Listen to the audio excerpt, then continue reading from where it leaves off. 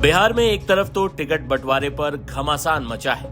जिन नेताओं के ticket cut गए वो अपनी ही पार्टियों के खिलाफ आरोप लगाते, कुछ तो रोते बिलखते भी नजर आ रहे हैं।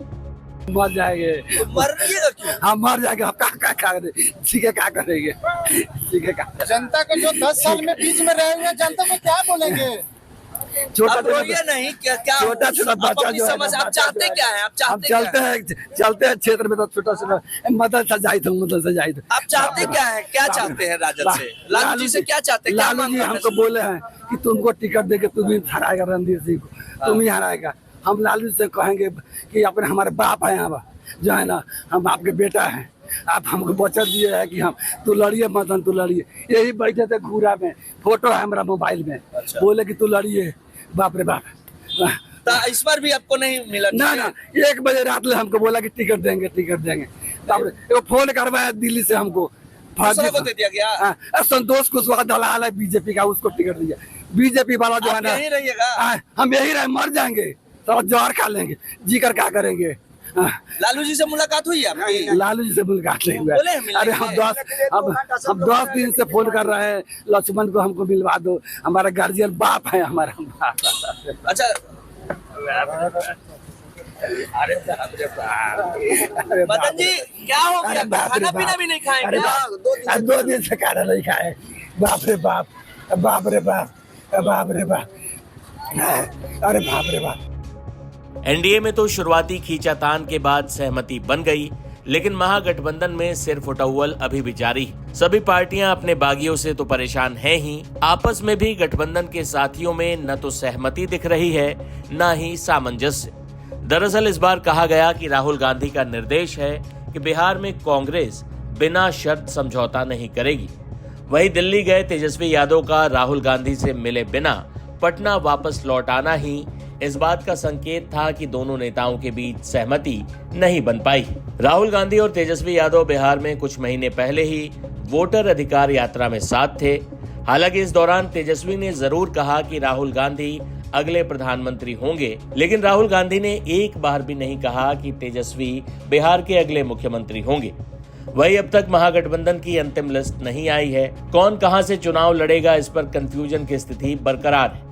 कम से कम 11 ऐसी सीटें हैं जहां पर महागठबंधन के दल आपस में ही टकराते नजर आ रहे हैं। इस बीच एनडीए के दल इस स्थिति पर चुटकी लेने से बाज नहीं आ रहे।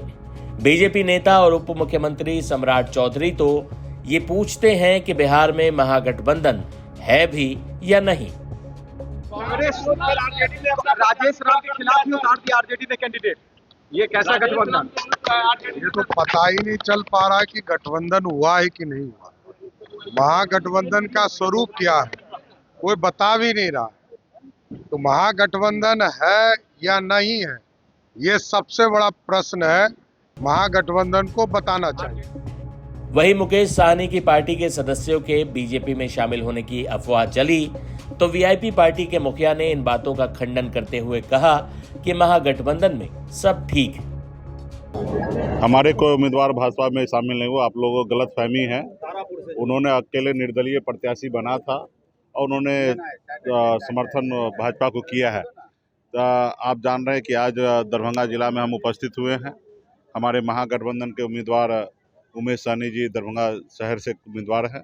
आज इनके कार्यालय के उद्घाटन में हम लोग पहुंचे हैं और इनको शुभकामना दे रहे हैं। पार्टी के जितने भी हमारे गठबंधन महागठबंधन के नेतागण हैं, सभी लोग इस कार्यक्रम में उपस्थित हुए हैं और मजबूती से जो काम 20 साल से नहीं हुआ वो काम इस बार बदलाव होने के लिए जा रहा है। जनता पूरा मजबूती से खड़ा है और दरभंगा शहर में बदलाव होने के लिए जा रहा है और यहाँ पे मजबूती से हमारे प्रत्याशी उमेश सहनी जी है वो चुनाव जीत के जाएंगे। नहीं, देखिए वहाँ पे गलतफहमी हो गया था, उसको ठीक किया जा रहा है और वहाँ पे वीआईपी पार्टी की ओर से संतोष सहनी वहाँ पे उम्मीदवार है और महागठबंधन का इकलौता उम्मीदवार संतोष सहनी है। आपने देखा होगा कल राष्ट्रीय जनता दल का 143 अगर विधानसभा का लिस्ट अगर जारी हुआ उसमें गोरा बोराम उनके इसमें नहीं था। तो इससे स्पष्ट हो जाता है कि वीआईपी पार्टी का एक ही उम्मीदवार है संतोष सहनी और महागठबंधन का उम्मीदवार संतोष सहनी ही है। उम्मीदवार अफजल अली बता रहे हैं कि हमारे चुनाव प्रचार में तेजस्वी जी आएंगे। अब ठीक है, लालू जी ने भी लेटर जारी किया था उनके उम्मीदवारी को लेकर खैर वो सब हम लोग सेटल कर लेंगे, वो भी हमारे महागठबंधन के नेता है, इसमें कोई ज़्यादा चिंता करने की बात नहीं। वो आने वाले समय में आप देखिएगा कि वीआईपी पार्टी के साथ रहेंगे। गठबंधन में फूट हो गई, जेएमएम अलग लड़ रही है 5 सीटों पे। नहीं देखिए, हमारे गठबंधन में सब कुछ ठीक है। हमारे गठबंधन में पहले से ही जेएम नहीं है, इंडिया ब्लॉक में जरूर है, लेकिन बिहार के गठबंधन में वो नहीं है। और रहा कि अभी क्या लड़ रहे हैं नहीं लड़ रहे, वो हम लोग को उतना आइडिया नहीं है, लेकिन ठीक है, सब स्वतंत्र है, सब पार्टी लड़ने के लिए, तो ये चीज़ है। लेकिन बिहार में जनता ने मन बना लिया महागठबंधन के साथ खड़ा रहने का। एफिडेविट का वायरल हुआ था खबर, क्योंकि एफिडेविट गलत है, नॉमिनेशन कैंसिल हो सकता है, क्या कहेंगे इसको लेकर? नहीं देखिए, जो भी खबर, बहुत सारे खबर जो है वो फेक होते हैं आजकल, तो आपको बहुत सारे खबर को अच्छे से जांच पड़ताल करना चाहिए। अगर गलत होता तो हमारे नॉमिनेशन रद्द हो जाता। जैसे आज हमारे कुछ जगह पे ऐसे बहुत सारे गठबंधन के ऐसे हैं जहाँ पे रद्द हो रहा है, तो ऐसे नहीं है, पदाधिकारी काम कर रहे हैं और सही से काम कर रहे हैं। वहीं पप्पू यादव ने भी महागठबंधन में चल रही खींचतान का बचाव किया। जो अत्यंत पिछड़ी जाति है, दलित है, माइनॉरिटीज़ के लोग हैं, ये सब लोग राहुल गांधी जी के विचारधारा से और जो बिहार की परिस्थितियां हैं, हालात है, बिहार में जो पलायन है, युवाओं के साथ, बेटियों के साथ जो बेरोजगारी का आलम है, इससे लोग आक्रोशित हैं।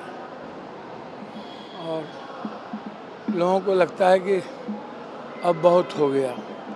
हम आज कहलगांव भी गए थे, किशनगंज भी गए थे, बहादुरगंज, फारबिसगंज, पूर्णिया, तो